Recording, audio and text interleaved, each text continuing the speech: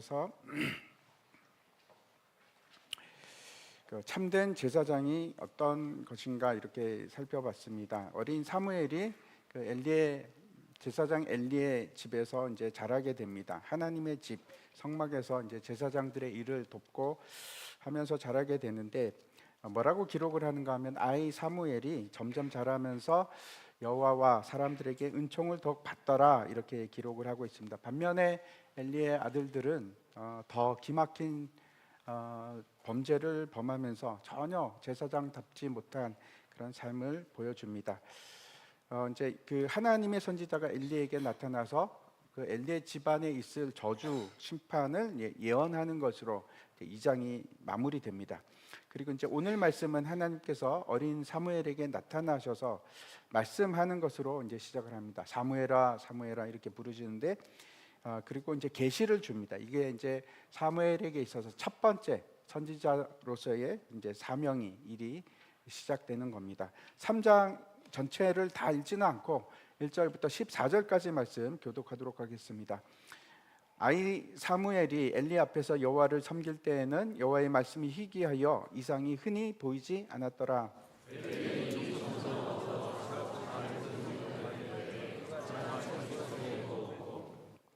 하나님의 등불은 아직 꺼지지 아니하였으며 사무엘은 하나님의 궤에 있는 여호와의 전 안에 누웠더니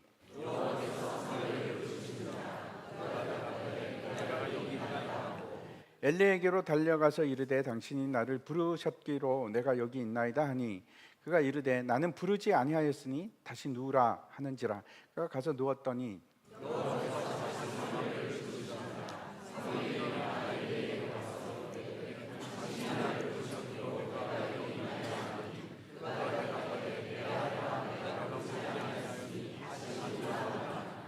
사무엘이 아직 여호와를 알지 못하고 여호와의 말씀도 아직 그에게 나타나지 아니한 때라.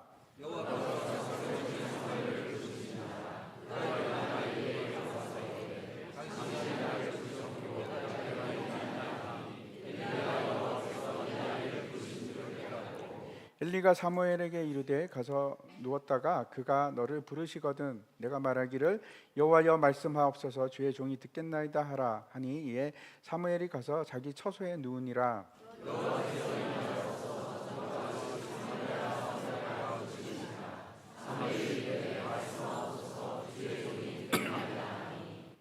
여호와께서 사무엘에게 이르시되 보라 내가 이스라엘 중에 한 일을 행하리니 그것을 듣는 자마다 두 귀가 울리리라.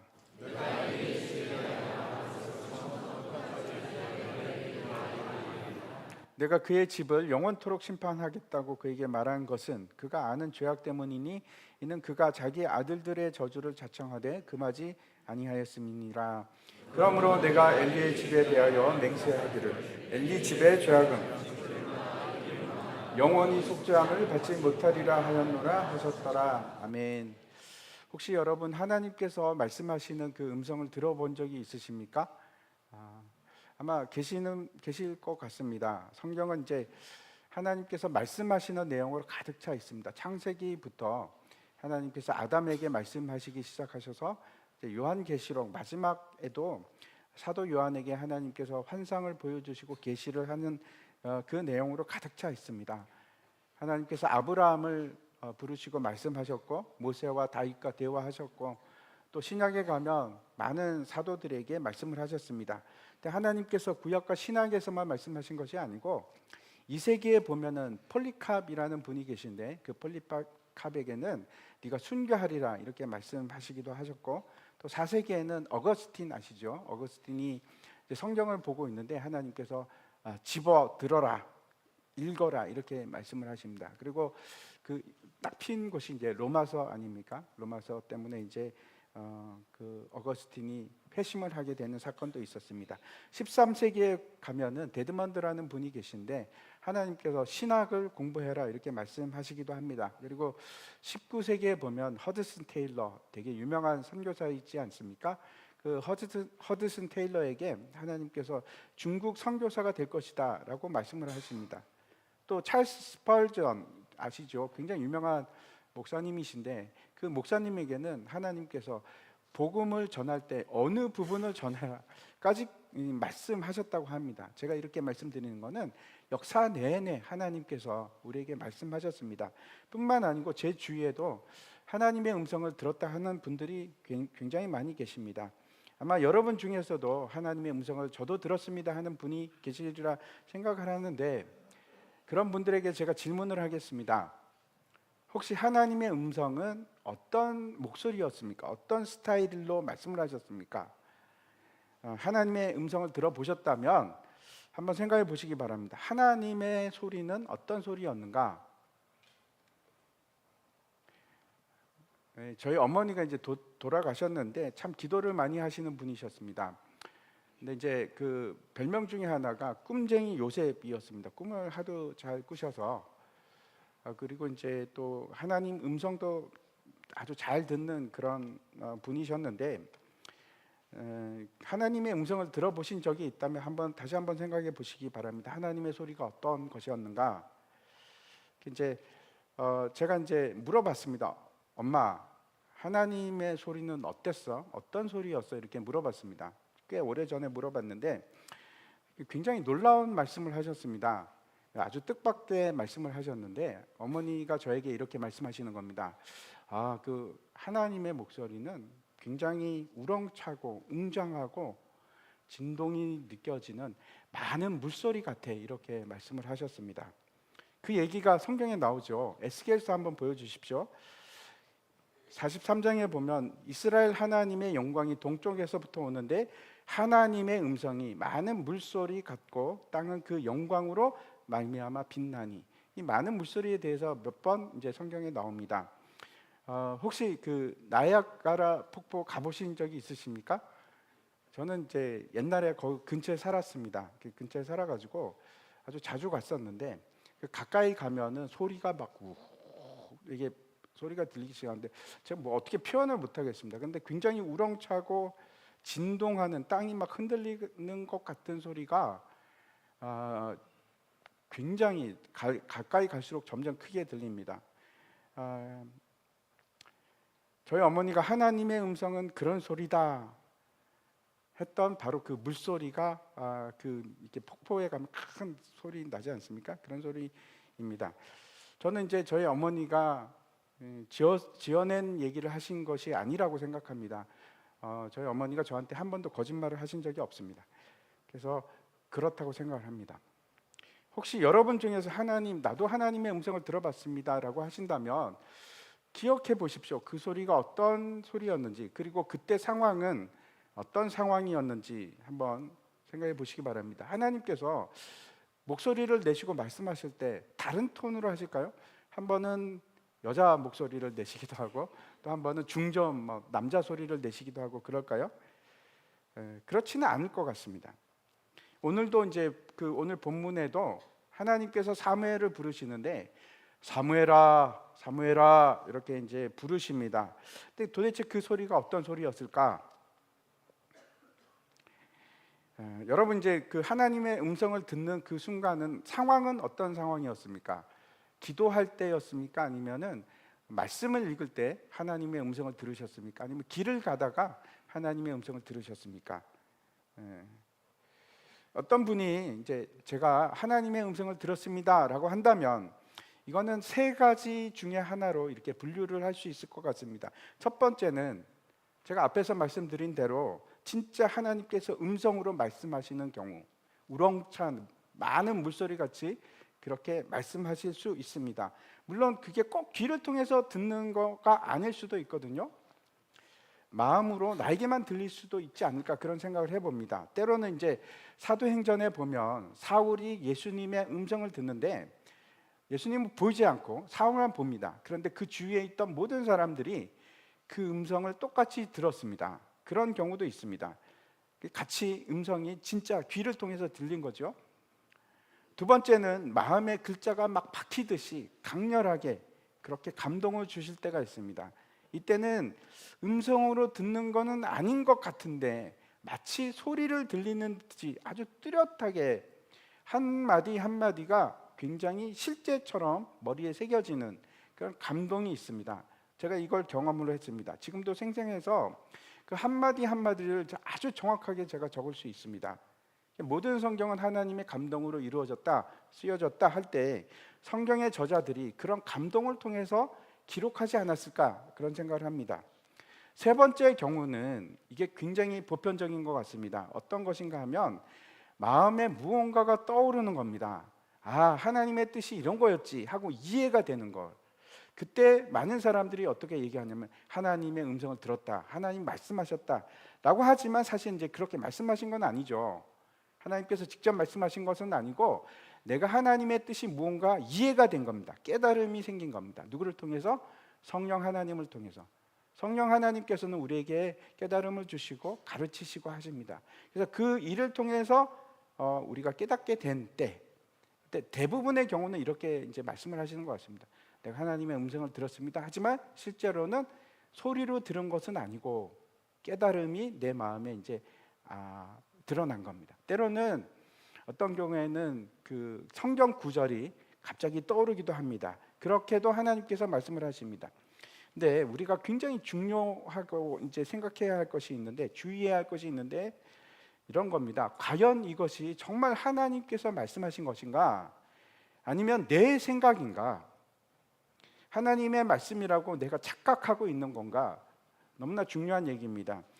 또 다른 가능성이 있습니다. 또 어떤 가능성이 있을까요? 하나님이 직접 말씀하신 경우도 있고, 내가 내 생각을 하나님의 생각으로 오해하는 경우도 있고, 또 한 가지는 악한 영이 우리에게 주는 마음이 있습니다.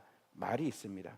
예를 들어서 몰몬교를 만든 그 조셉 스미스라는 분은 1800년대 사람인데, 이분이 이제 계시를 받습니다. 하나님의 교회를 회복하라 하는 계시를 받았는데, 이분이 그리고 나서 이제 얘기하는 걸 보면 하나님의 계시가 아니고 분명히 악한 영으로부터 계시를 받았습니다. 그래서 성경과 전혀 다른 얘기를 합니다. 이거는 잘못된 거죠. 그래서 이단 교회를 만들었습니다. 또 이제 모함마드 같은 사람도 무슨 얘기를 하는가 하면 내가 하나님의 계시를 받았다 이렇게 합니다. 그리고 이슬람교를 만들었는데 그 내용을 보면 전혀 하나님으로부터 온 것이 아닙니다. 악한 영으로부터 온 것이 분명합니다. 근데 이런 것들은 우리가 쉽게 구분할 수 있습니다. 왜?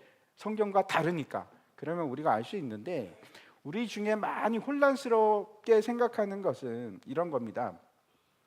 내 생각과 하나님의 음성을 도대체 어떻게 구분할 건가? 막 섞일 수 있죠. 내가 이제 그렇게 막 생각하고 있었는데 뭐 오늘 갑자기 이게 하나님이 말씀하신 건가? 헷갈릴 수도 있습니다. 근데 그게 쉽게 구분이 가지 않는데, 혼란스러운 것에 대해서 이제 고린도전서 말씀 한번 보시기 바랍니다. 14장입니다. 14장 29절에 보면 예언하는 자는 둘이나 셋이나 말하고 다른 이들은 분별할 것이요, 만일 곁에 있는 다른 이에게 계시가 있으면 먼저 하던 이는 잠잠할지니라. 너희는 다 모든 사람으로 배우게 하고 모든 사람으로 권면을 받게 하기 위하여 하나씩 하나씩 예언할 수 있느니라. 예언하는 자들의 영은 예언하는 자들에게 제재를 받나니. 사도 바울이 분명히 뭘 인정하는가 하면 성령을 통해서 하나님께서 말씀하시는 것을 인정합니다. 하나님께서 말씀하실 수 있다 라고 하지만 또 뭐라고 합니까? 거기에 분별하라고 합니다. 이것이 과연 진짜 성령을 통해서 하나님께서 나에게 주신 말씀인가? 아니면 다른 것인가? 그런 것을 분별하라고 합니다. 또 32절에 보면 하시는 말씀이 하나님께서 나에게 이렇게 말씀하셨다 라고 계속해서 말할 수 있는 것이 아니고, 내 말을 들어야 돼, 내가 하나님의 지금 대언자야 그러고 계속 얘기하는 것이 아니고 뭐라고 합니까? 때로는 잠잠할 수 있도록 제재를 받아야 한다, 컨트롤을 받고 통제를 받아야 한다, 이렇게 말씀을 합니다. 다 할 수 있는 것이 아니고, 사실 이제 누군가 하나님의 음성을, 하나님께서 저에게 이렇게 말씀하셨습니다 그러면은 어떤 느낌이 드십니까? 위축이 되시죠. 왜 그렇습니까? 하나님의 권위가 전 우주적으로 가장 큰 권위인데 지금 하나님의 권위로 얘기를 하겠다고 하니까 듣고 있는 사람은 위축이 될 수밖에 없습니다. 그래서 내가 하나님의 음성을 들었다 하는 것은 정말 조심해서 말씀하셔야 됩니다. 그냥 말을 계속 할 수 있는 것이 아니고, 이게 진짜 하나님의 음성인가 아니면 그렇지 않은가, 내 생각인가, 이게 명확해질 때, 확실히 분별이 되었을 때 그때 얘기하는 겁니다. 하나님의 뜻이 이런 겁니다. 하나님이 이렇게 말씀하셨습니다 라고 얘기할 수 있습니다. 그리고 그것도 그냥 전해야 할 이유가 있을 때 그렇게 하는 겁니다. 아무 때나 그렇게 하는 것이 아니고 그냥 내 안에 이게 하나님의 뜻이구나 라는 생각이 있는데 그냥 하나님이 내게 이렇게 말씀하셨습니다라고 하는 거하고는 다르죠. 하나님이 저에게 이렇게 깨달음을 주셨습니다라는 말과 하나님이 저에게 이렇게 말씀하셨습니다라는 건 굉장히 다른 뉘앙스로 말하는 겁니다. 조심하셔야 됩니다. 듣는 사람이 오해할 수가 있습니다. 또 하나는 반대로 진짜 하나님께서 말씀하셨는데 그 말씀을 전하는데 사람들이 안 믿을 수도 있죠. 에이 뭐 자기 생각이겠지. 뭐 하나님께서 말씀하셨을까? 그건 네 생각이고 이렇게 할 수도 있습니다. 그래서 반드시 분별을 하셔야 됩니다. 제가 이제 지난번 금요 기도회 때도 말씀을 드렸는데 다시 한번 말씀을 드립니다. 5가지 하나님의 말씀인지 아닌지를 분별하는 것들을 꼭 기억하십시오. 한 장 넘겨주시면 첫 번째는 어떻게 우리가 분별을 하는가? 하나님의 말씀인가 아닌가는 성경으로 분별할 수 있습니다. 성경 말씀과 다른 얘기를 한다. 그러면 절대 그건 하나님의 말씀이 될 수가 없습니다. 그래서 성경 말씀으로 분별을 하는 겁니다. 보통 대부분 하나님께서 말씀하실 때 주로 어떤 걸 이용하십니까? 성경 말씀을 이용하십니다. 다르지 않습니다. 보통은 그렇습니다. 두 번째 우리가 어떻게 검증하는가 하면 아주 중요합니다. 기도로 반드시 하나님께 물어보시기 바랍니다. 하나님, 이게 하나님이 저에게 주신 말씀이 맞습니까? 라고 묻는 겁니다. 때로는 증거를 요구할 수도 있습니다. 그거 무례한 것도 아니고 하나님을 의심하는 것도 아닙니다. 확인하기 위해서 그런 겁니다. 그래서 그렇게 하십시오. 진짜 하나님의 말씀이라면 하나님께서 증거를 주실 겁니다. 세 번째는 검증할 수 있는 또 다른 방법이 있는데 마음의 평안입니다. 하나님으로부터 온 것이 아니라면 마음이 편치 않습니다. 불안하고 흔들리기도 하고 그러는데 하나님께로부터 온 말씀이라고 하면 첫 번째 가장 먼저 어떤 게 마음이 드는가 하면 기쁩니다. 생각해 보십시오. 하나님께서 나에게 말씀하셨는데 왜 기쁘지 않겠습니까? 내 영이 기뻐합니다. 기쁨이 오고 그 다음에 어떤가 하면 확신이 옵니다. 평안이 오고 확신이 오거든요. 근데 그렇지 않으면 하나님의 말씀이 아니라면 불안하고 두렵기도 하고 흔들리기도 하고 확신이 안 생깁니다. 그걸로 우리가 알 수 있습니다. 이 가능성이 굉장히 큽니다. 확신이 없고 두렵고 하면 하나님의 말씀이 아닌 가능성이 굉장히 큽니다. 네 번째, 하나님께로부터 온 말씀이라면 반드시 주변으로부터 또 다른 증거들이 나타나기 시작합니다. 다른 사람이 오늘 그 고린도전서 말씀 앞에서 봤던 것처럼 다른 사람이 똑같은 증언을 할 수도 있고 내 주변 상황을 통해서 증거들이 자꾸 생겨나기 시작합니다. 그러면 하나님의 뜻이 맞구나. 하나님께서 주변 상황을 통해서 우리에게 다시 한번 확인시켜 주십니다. 많은 경우 그렇게 하십니다. 제 경험입니다. 또 이제 마지막 5번째, 만약 이 일이 하나님께로부터 말미암은 하나님의 말씀이라고 한다면 반드시 그 뒤에 뒤따르는 성령의 인도하심이 있습니다. 그렇다고 해서 바로 하나님께서 일하시고 그런 거는 아닐 수 있는데 언젠가는 곧 하나님이 일하심을 보여주시기 시작합니다. 성령의 인도하심이 나타나기 시작합니다. 그래서 하나님께서 지금 이 일을 이끌어가고 계시구나 하는 것을 보여주십니다. 그래서 이 5가지 절대 잊지 마십시오. 그래서 내가 하나님의 음성을 들었다, 하나님의 말씀을 받았다, 그러면 저걸 가지고 분별을 하시는 겁니다.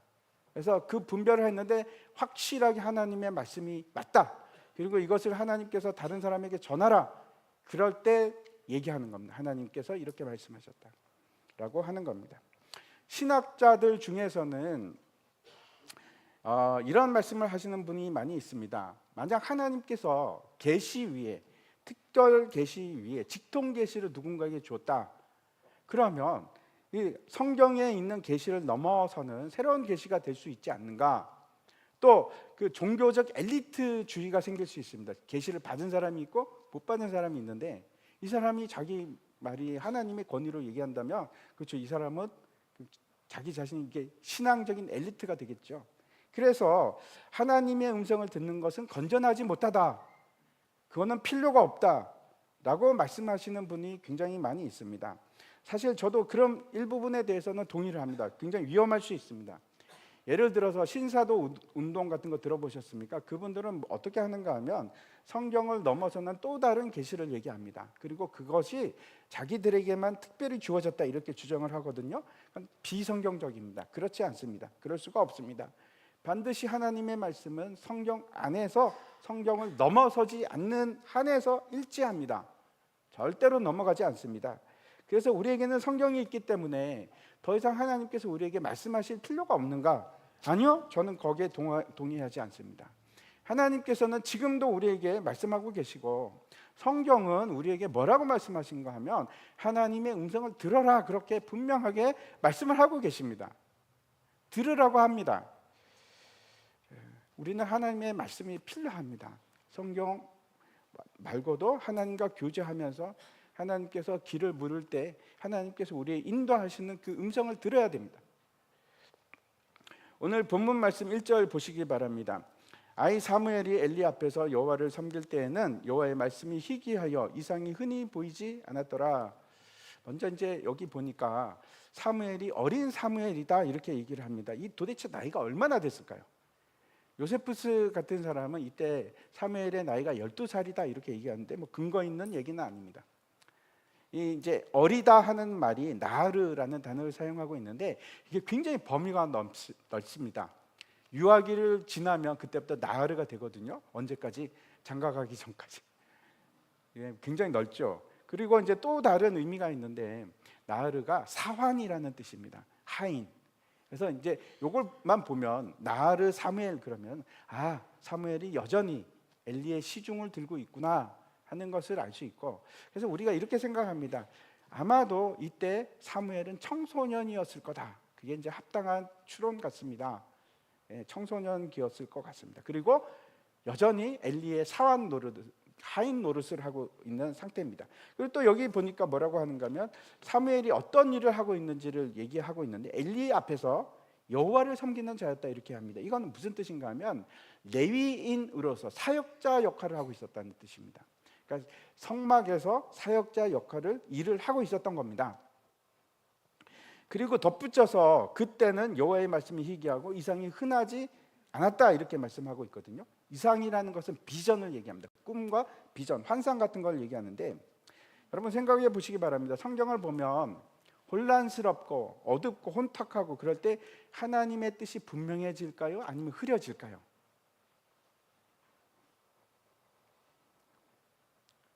세상이 어두워지면 하나님의 빛이 분명해질까요? 아니요, 그렇지 않습니다. 성경을 보면 더 알기 힘들어집니다. 그게 심판의 하나입니다. 하나님이 점점 멀어지는 겁니다. 그래서 하나님이 잘 보이지도 않고 하나님의 뜻이 뭔지도 잘 알지 못하는 겁니다.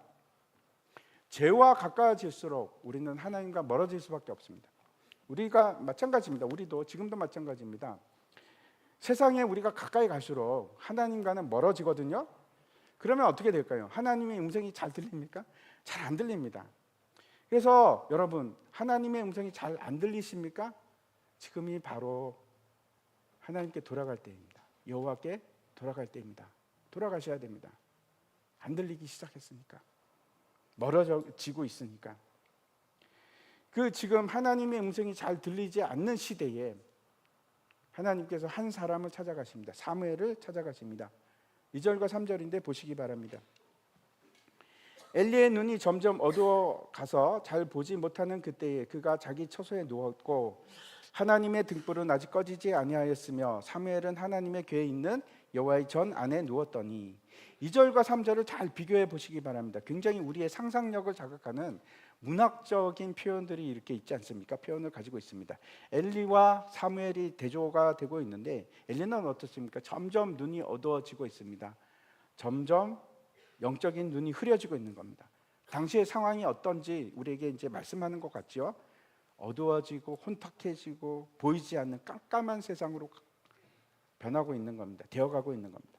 그럼에도 불구하고 3절에 보면 하나님의 등불은 여전히 꺼지지 않고 있습니다. 마치 바람이 막 불어가지고 막 이렇게 막 꺼질 것 같은 그런 상황인데도 불구하고 꺼지지 않고 빛을 비추고 있는 겁니다. 그 모습이 상상이 되지 않습니까? 그 속에서도 지금 그 혼탁하고 어두운 상황 속에서도 하나님께서는 빛으로 이스라엘을 비추고 계신 겁니다. 아주 가냘프게 조용히 하나님께서는 이스라엘을 보고 계신 겁니다. 그 상황 속에서 엘리를 한번 보십시오. 엘리가 자기 처소에서 잠을 잡니다. 이게 뭐 이상한가? 뭐 잘못된 거 아니죠. 근데 3절과 비교해 보면 굉장히 다릅니다. 사무엘은 어디서 자고 있습니까? 하나님의 궤가 있는 여호와의 전 안에 누워 있는데, 엘리는 다릅니다. 엘리는 여호와가 있는 곳에 있는 것이 아니고 자기 처소에 있습니다. 자기 집에, 자기만의 공간에 있고, 사무엘은 지금 자기 공간이 아니고 하나님의 공간 안에 들어가 있는 겁니다. 마치 이제 이렇게 보입니다. 사무엘이 홀로 하나님의 전을 지키고 있는 사람, 외롭게 거기를 지키고 있는 사람, 그렇게 보이는 것 같습니다. 성막 안에 있다. 이게 그런데 사실 이제 성소 안에서 잠을 잘 수 있는가? 안 됩니다. 안 됩니다. 들어갈 수 없습니다. 제사장만 들어갈 수 있고, 지성소 안에, 여호와의 궤가 있는 지성소 안에는 잘못 들어가면 죽습니다. 그래서 거기서 자고 그러지 못하는데, 그럼 어디서 잤을까요? 이 성막이 어느 정도 큰가 하면 우리 본당과 옆에 꽃길 있지 않습니까? 그걸 합친 정도? 그 정도밖에 되지 않습니다. 근데 그 안에서 자고 있었으니까 아마도 뜰에서 자지 않았을까? 텐트 같은 거 치고 잤나? 뭐 이런 생각을 합니다. 그리고 여기 보니까 하나님의 등불이 아직 꺼지지 않았다 하는 구절로 우리가 그 시간대를 추측할 수 있습니다. 왜 그런가 하면, 등을 켜고 그 등이 언제 꺼지도록 기름을 채우는가 하면 새벽이 왔을 때까지 그 등은 불을 밝히고 있어야 됩니다. 근데 아직 꺼지지 않았다 그러면 어떤 뜻일까요? 지금 깊은 밤이 돼서 새벽녘이 되기 전에, 아주 깊은 밤에, 그때이겠죠. 아마 그때일 것 같습니다. 바로 그때 하나님께서 사무엘을 찾아오셔서 사무엘을 부르시기 시작합니다. 사무엘아, 사무엘아, 이렇게 부르시는 겁니다. 사무엘이 잠을 자다가 깨어서 그 소리를 듣고 깨어납니다. 대답을 합니다. 내가 여기 있나이다. 그리고 이제 바로 일어나서 엘리가 불렀겠지 하고 뛰어갑니다. 엘리가 있는 곳까지 뛰어가서, 부르셨습니까? 제가 여기 있습니다. 그랬더니 엘리가, 내 아들아, 안 불렀다. 가서 자. 무슨 일이야? 가서 자. 이렇게 합니다. 이게 제가 놀랐습니다. 이게 왜 놀랐는가 하면, 잘 보십시오. 이게 기가 막힌 거 아닙니까? 왜냐하면 사무엘이 지금 청소년인데 한밤중에 누가 부른다고 깬다는 건 너무 놀랍지 않습니까? 우리 집에 있는 청소년들은 안 그러거든요. 아침에 깨워도 잘 안 일어나는데, 사무엘은 그래서 이 군기가 바짝 들었구나. 이 밤에 사무엘아 그랬더니 깨어났다고 하니까, 아니면 어쩌면 하나님께서 지금 흔들어 깨우셨나? 아니면 큰 소리로 부르셨나? 사무엘을 깨울 수 있도록, 그런 생각도 듭니다. 사무엘이 이제 돌아가서 도로 잠을 잡니다. 다시 잠을 잤는데 또 부르는 겁니다. 사무엘아, 사무엘아. 이번에도 일어났는데 이번에는 뛰어가지 않습니다. 여기 이제 본문에 그렇게 나와 있습니다. 걸어갑니다. 걸어가면서 생각을 했겠죠. 이상한데? 처음에는 엘리가 부른 줄 알고 막 뛰어갔는데, 군기가 들었으니까 뛰어갔는데, 두 번째는 이거 아닌 것 같은데? 엘리 제사장 목소리가 아닌 것 같아. 그 생각을 하면서 이제 가는 것 같습니다. 그래서 다시 얘기를 합니다. 두 번째, 제가 여기 있습니다. 그랬더니 엘리가, 안 불렀어. 가서 자거라. 그렇게 얘기를 합니다. 왜 사무엘이 이렇게 자꾸 착각을 하고 있을까요? 왜 엘리가 불렀다고 생각을 했을까요? 그 답이 7절에 있습니다. 이유가 7절에 있습니다. 보시기 바랍니다. 사무엘이 아직 여호와를 알지 못하고 여호와의 말씀도 아직 그에게 나타나지 아니한 때라. 왜 사무엘은 하나님의 음성을 구분하지 못했는가? 뭐라고 합니까? 아직 여호와를 알지 못했다 그럽니다. 이 안다 하는 것은 지식적으로 아는 것이 아니고 경험적으로 아는 것을 얘기합니다. 하나님께서 지금 사무엘에게 첫 번째 나타난 겁니다. 이렇다면 이런 겁니다. 저는 트럼프를 압니다. 근데 트럼프를 아는 게 제가 개인적으로 뭐 알겠습니까? 만난 적이 없습니다. 그냥 뉴스를 통해서 뭐 여러 가지 매체를 통해서 압니다. 근데 그걸 아는 것은 지식적으로 아는 거고, 내가 정말 트럼프를 안다. 나 그 사람 잘 알아. 그러면 어떤 겁니까? 개인적으로 만남이 있고 교제가 있을 때 그런 얘기를 하지 않습니까? 지식적으로 아는 것이 아니고 개인적인 만남이 없었다는 겁니다. 그 전까지는 사무엘이. 하나님을 아는 것도 마찬가지입니다. 여러분, 성경을 통해서 아니면 설교를 통해서 하나님을 아십니까? 그거 말고 하나님께서는 여러분을 직접 아시기를 원하십니다. 하나님을 만나셔야 됩니다. 하나님의 음성을 들으셔야 됩니다. 경험적으로 아셔야 됩니다. 내 지식적으로 아는 거는 아무것도 아닙니다. 진짜 내가 하나님을 설명할 수 있어야 됩니다. 아, 하나님 노란색 좋아하셔, 파란색 좋아하셔, 어떤 걸 기뻐하셔, 찬양 무지하게 기뻐하셔. 이걸 아는 것이 진짜 하나님을 아는 겁니다. 하나님이 나를 얼마나 사랑하는지 아는 거, 책에 나온 얘기가 아니라 내가 만난 하나님, 개인적인 만남이 있어서 저 멀리 계신 하나님이 아니고 내 가까이 있는 내가 봤던 하나님, 그 느낌과 감정이 나에게 전달될 때 그때 내가 안다, 야다라는 동사가 있습니다. 그때 아는 겁니다. 우리 안에 계신 하나님을 만날 때 내가 말하고 그분은 나에게 말하고 그분이 느껴지고 그분이 어떤 느낌을 나에게도 주고, 그래서 내가 그분이 뭘 싫어하는지도 알고, 그 알아가는 것이 하나님을 아는 것입니다. 성경에 있는 하나님, 그거는 그냥 지식적으로 아는 거고. 이 장면은 이제 사무엘이 처음 하나님을 만나는 장면입니다. 그 전에 하나님을 알기는 했는데, 지식적으로 알기는 했는데 한 번도 만난 적이 없었던 겁니다. 그래서 그 목소리가 어떤지도 모르고 그분이 어떤 하나님인지도 몰랐는데 이제 처음 만난 겁니다. 그래서 착각을 하는 겁니다. 세 번째 다시 이제 하나님께서 사무엘아 사무엘아 이렇게 부르십니다.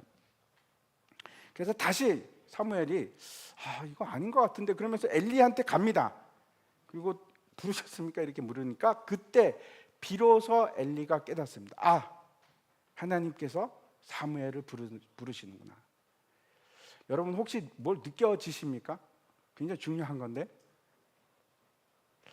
이게 어떤 뜻일까요? 엘리 역시 하나님이 부르신 적이 있는 겁니다. 만약에 그렇지 않다면 아마 이런 딴소리 했을 겁니다. 야, 자꾸 왜 헛소리를 들어? 그냥 빨리 자. 아무것도 아니야. 그랬을 겁니다. 그런데 그 경험이 있는 겁니다. 부르심을 받은 적이 있는 겁니다. 그래서 그거 하나님이 부르시는 거야. 그때는 이렇게 대답을 해야, 이렇게 얘기하고 있습니다.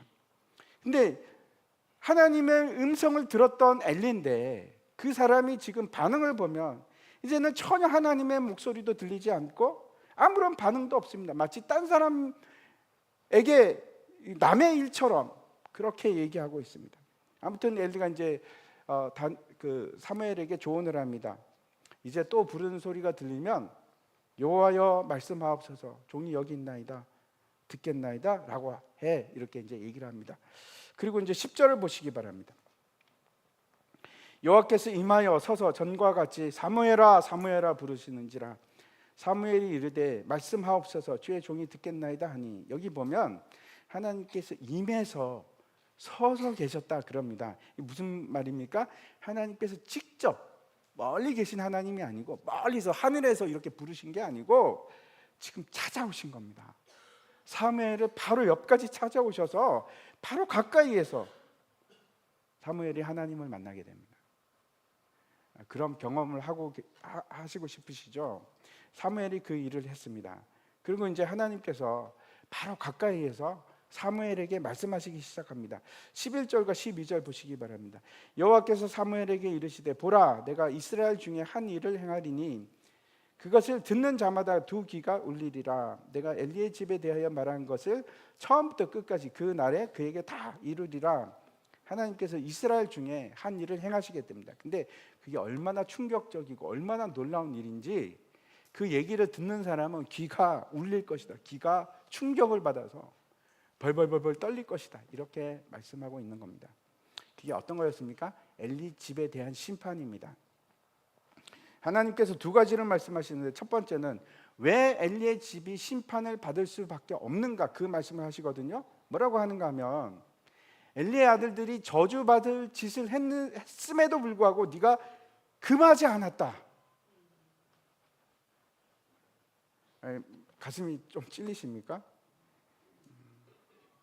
엘리의 아들들이 저주받을 짓을 했지만 너는 방관했다 라고 말씀을 하십니다. 그리고 두 번째 뭐라고 하시는가 하면 그 심판이 얼마나 무서운지를 말씀하시는데 14절 보십시오. 그러므로 내가 엘리의 집에 대하여 맹세하기를 엘리 집의 죄악은 제물로나 예물로나 영원히 속죄함을 받지 못하리라 하였노라 하셨도다. 더 이상 죄를 사하지 않겠답니다. 희생 제물로도 사하지 않고 영원히 죄사함은 이제는 없어. 이렇게 말씀하십니다. 영원히. 사람이 죄를 지었을 때 그 죄사함을 주시기 위해서 희생 제사를 드리게 하셨는데 이제 그거 너에게는 아무 의미가 없어. 쓸데없는 일이야 라고 하시는 겁니다. 예수님께서는 이런 죄에 대해서 뭐라고 말씀하셨는가? 이거 뭐라고 하셨습니까? 성령 해방죄, 그렇게 말씀을 하셨습니다. 성령 해방죄라는 것이 어떤 것인가 하면 성령은 진리의 영입니다. 근데 진리를 거부하는 겁니다. 알면서도 끝까지, 한 번이 아니라 지속적으로 그 진리를 알면서도 거부하는, 그게 성령 해방죄입니다. 진리가 진리인 줄 알면서. 그러면 더 이상 살 수 있는 방법이 없다, 이렇게 말씀하십니다. 무슨 얘기인가 하면 만약에 엘리가 지금 이 범한 죄가 성령 해방죄라고 한다면 이미 그는 어떤 뜻일까요? 비춤을 받은 사람입니다. 빛의 밝음을 아는 사람입니다. 성령의 임하심이 있었던 사람입니다. 성령이 뭔지를 아는 사람입니다. 하나님의 뜻이 무엇인지도 분명합니다. 아는 겁니다. 그럼에도 불구하고 더 이상 하나님 말씀에 불순종하고 진리를 거부하는 것, 무서운 일입니다. 알면서도 거부합니다. 그러면 방법이 없답니다. 왜 방법이 없을까요? 그때는 진리의 영 대신 성령께서 우리를 떠나십니다. 더 이상 하나님과 우리 사이에 채널이 없어지는 겁니다. 소통할 수 있는 방법이 사라집니다.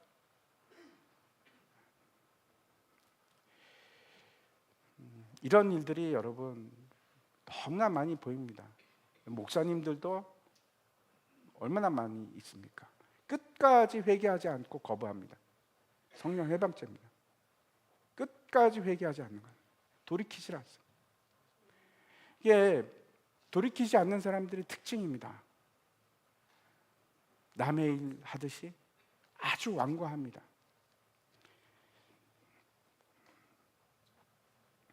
아침에 일어났을 때 이제 엘리가 사무엘을 부릅니다. 너 밤에 하나님으로부터 무슨 얘기를 들었느냐? 진실대로 얘기해라. 네가 만약에 진실을 얘기하지 않으면 너 벌 받을 거야. 이게 약간 협박을 섞어서 얘기를 합니다. 그랬더니 이제 사무엘이 사실대로 다 심판에 대해서 얘기를 합니다. 심판에 대해서 하나님께서 말씀하셨습니다. 당신의 심판입니다. 근데 더 놀라운 것은 그 다음 이제 그 엘리의 반응입니다. 18절 한번 보십시오. 사무엘이 그것을 그에게 자세히 말하고 조금 더 숨기지 아니하되 그가 이르되 이는 여호와시니 선하신 대로 하실 것이니라 하니라. 사무엘이 얘기하자 인정을 합니다. 그래, 그거 맞아. 하나님께서 말씀하신 거 맞아. 그리고 그가 원하시는 대로 하실 거야. 마치 자기 심판인데, 자기 심판을 얘기하는데 마치 제3자가 심판을 받는 것처럼 그렇게 하지 않습니까? 이게 전형적입니다. 전형적인 성령이 떠난 사람들의 모습입니다. 이런 사람 많이 있습니다. 너무 간 겁니다. 돌이킬 수 있는 방법이 없는 겁니다. 어떻게 이룰 수 있을까? 하나님께서 이렇게 심판을 말씀하시면 여러분 어떻게 하는 게 맞습니까? 옷을 찢고 가슴을 치면서 회개해야 되지 않습니까? 돌이켜야 되지 않습니까?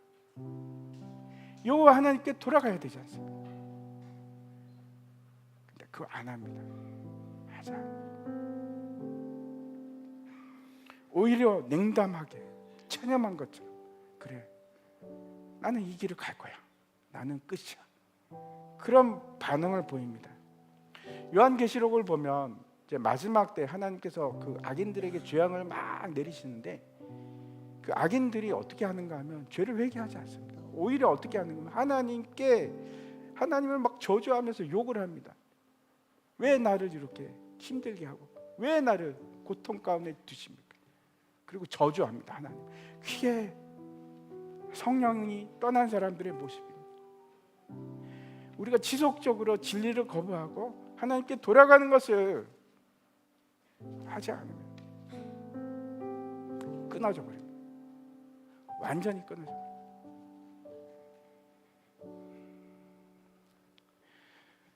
이 사건이 이제 사무엘에게 있어서 첫 번째 하나님께서 주신 사명이었고 계시였습니다. 그리고 나서 하나님께서 사무엘과 동행하십니다. 함께 하시고 그가 하는 하나님의 모든 말씀이 성취가 됩니다. 그래서 온 이스라엘, 그러니까 단에서부터 브엘세바까지 모든 그 이스라엘 백성들이 사무엘은 선지자구나, 그걸 인정하게 됩니다. 이제 제가 말씀을 마치려고 합니다. 저는 우리 모두가 하나님의 음성을 들어야 된다고 합니다. 귀를 열고 하나님의 말씀을 들으십시오.